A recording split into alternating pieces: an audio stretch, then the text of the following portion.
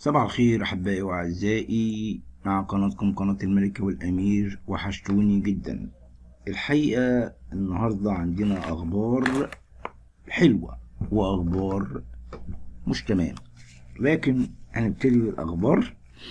صدمة وحزن لجميع الشعب، وصدمة وحزن بصفة خاصة لإلهام شاهين في عيد الأم بسبب ما حدث للراهبة التي قامت بتعليمها.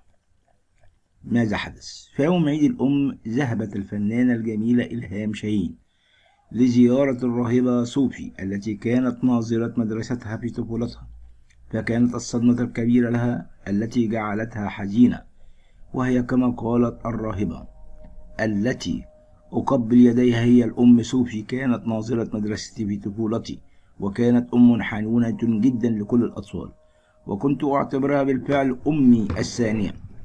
وأضافت الفنانة إلهام شاهين من خلال حسابها الشخصي على موقع التواصل الاجتماعي فيسبوك قائلا: ورغم أنها تركت المدرسة لتصبح رئيسة دير سيدة المعونة في حريصة بلبنان على أنها كلما تزور مصر أذهب للقائها داخل الدير بمدرستي بكل حب واشتياق، وقد انتهزت فرصة وجودي بلبنان لأزورها ليلة عيد الأم، وكانت المفاجأة لقد انتقلت إلى رحمة الله، والراهبات قابلوني عائدات من الدفنة.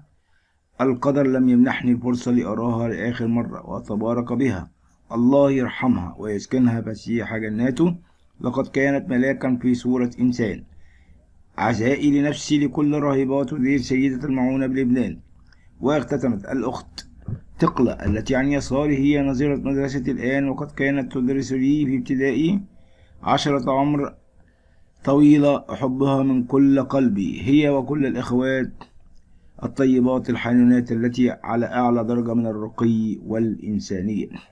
إن الراهبات هم أعز من قلبي، إن الراهبات المسيحيات هم أعز ما في حياتي وفي وجودي. إلهام شاهين تقول كلام صعب لن يقبله كل شخص. إلهام شاهين تعتبر الراهبات المسيحيات هم أصلها، هم أصل تربيتها، هم أصل أخلاقيتها، هم أصل من علموها التعليم وليس الأخلاق فقط. الراهبات عملوا ما على يديهم وعلموها وربوها، ولكن كل إنسان لديه أن يستفيد من التربية والأخلاق. أعلم جيدا أن مشاهدين يقول إن إلهام شاهين فنانة، وقد مثلت ما لا يراه إنسان من مبادئ وأخلاق قد تكون جيدة وقد تكون غير جيدة. الحقيقة كل ممثل بيمثل حاجات كويسة وبيمثل حاجات صراحة خليعة، ملناش دعوة. احنا لينا ان هي بتشكر في الراهبات وبتقول ان هم اللي علموها احسن تعليم وهم اللي علموها كل حاجة. ده بالنسبة للتعليم. بالنسبة للأخلاق والتربية، المدرسة كانت زمان وزارة التربية والتعليم، ولكن دلوقتي أصبحت وزارة التعليم وليست هناك التربية. التربية تعتمد على الأسرة فقط، ليس على المدرسة. المدرسة هي تعلم تعليم فقط. خبر آخر: الموت المفاجئ يحصد أرواح الشباب داخل بيوتهم، وتلك هي الأسباب. ما هو الأسباب؟ مخدرات، غاز، نوبات قلبية، هبوط في الدورة الدموية. الأسباب مختلفة والموت واحد، ولكن هنا الموت المفاجئ يؤدي بحياة الشباب في منازلهم، وخاصة شبح الإدمان والغازات السامة الأكثر شيوعا. في هذا التقرير نرصد عدد من الحقائق. وفاة شاب في مدينة السلام بعد تناول جرعة زائدة من المخدرات. وفي منطقة السلام توفى شاب لم يتجاوز 25 من عمره في شقة يعيش فيها وحده بعد تناول جرعة زائدة من المخدرات. قد تلقت غرفة عمليات الطوارئ بالقاهرة بلاغا من الأهالي يفيد بوجود جثة داخل شقة في مدينة السلام، وانتقل رجال المباحث إلى مكان الحادث، وبالفحص تبين أن قد توفى شاب في 25 من عمره جراء تناول جرعة زائدة من المخدرات. قد تم نقل الجثة إلى مشرحة تحت تصرف النيابة العامة، واستمع فريق من المباحث إلى شهود عيان للوقوف على ملابسات الحادث، وضبط فريق من المباحث كاميرات المراقبة التي يفرغوها.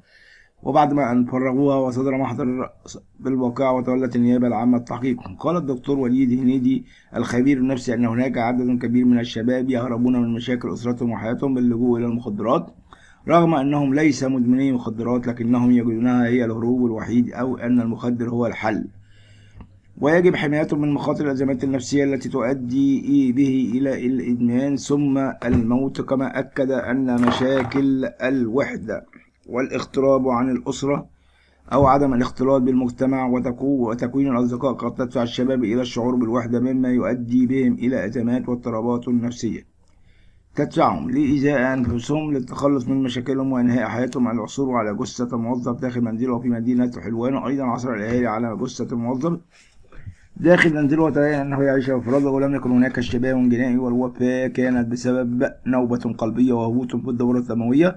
قد تلقت غرفة عمليات الإنقاذ بلاغا من الأهالي عن وجود جثة في أحد الشقق بمدينة حلوان.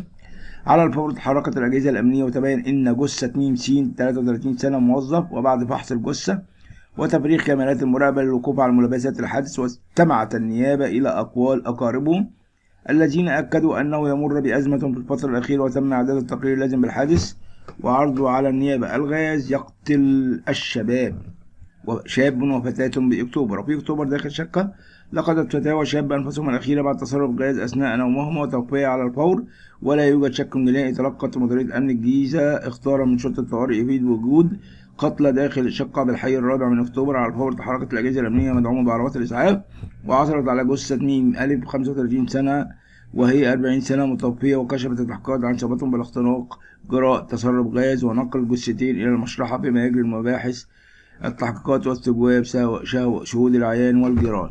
خبر آخر مفرح جدا جدا جدا: البنك الأهلي يطرح شهادة ادخار اليوم جديدة لمدة 18% لمدة عام بفائدة 18%.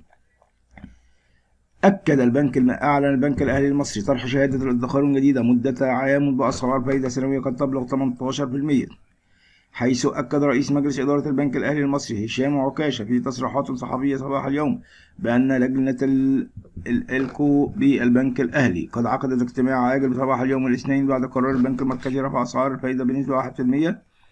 كما أوضح هشام عكاشة أن اجتماع لجنة الإلكو بالبنك الأهلي قد أسفر عن طرح شهادة ادخارية تكون مدتها عام واحد فقط بسعر فائدة قد تبلغ نسبة 18% سنويا، ومن المقرر طرحها للمواطنين بدءا من اليوم. وبالفعل قمت بزيارة البنك وعرفت بذلك الإلكتروني. زيادة سعر الفائدة بسبب قرار البنك المركزي جاء ذلك بعد أن أعلنت لجنة السياسات النقدية قرار جديد للبنك المركزي المصري خلال اجتماعها الاستثنائي اليوم 21 مارس عن رفع سعر عائد الإيداع والإقراض وسعر العملية الرئيسية للبنك المركزي المصري، وذلك بواقع منه نقطة أساس بنسبة 1% يصل إلى 9.25 و10.25 و9.75 على الترتيب. وكما تم رفع سعر الائتمان وخصم بواقع منه نقطة الأساس يصل إلى 9.75. كما أن أكد أن البنك المركزي أنه أعلن على مدار الفترة التي مضت قد نجح برنامج الإصلاح الاقتصادي المصري وتحقيق العديد من المكتسبات، وكان على رأسها رفع كفاءة مؤشرات الاقتصاد الكلي لمصر، وهو ما مهد الطريق لمواجهة أي تحديات واضطرابات اقتصادية قد تطرأ نتيجة العوامل الخارجية بالأساس. كما ساعد الإصلاح الهيكلي الذي تبناه من البنك الأهلي المصري والحكومة المصرية في تقديم إجراءات اقتصادية وحجم تحفيز استثنائي على مدار العامين الماضيين بهدف توفير الدعم للمواطنين وتخفيف العبء عليهم خلال أزمة الأمراض المعدية. شكرا لكم أحبائي وأعزائي، ويا رب تكون أخبار سارة لكم، وإن شاء الله نديكم كل ما هو جديد وجديد. سلام، رب يكون معكم.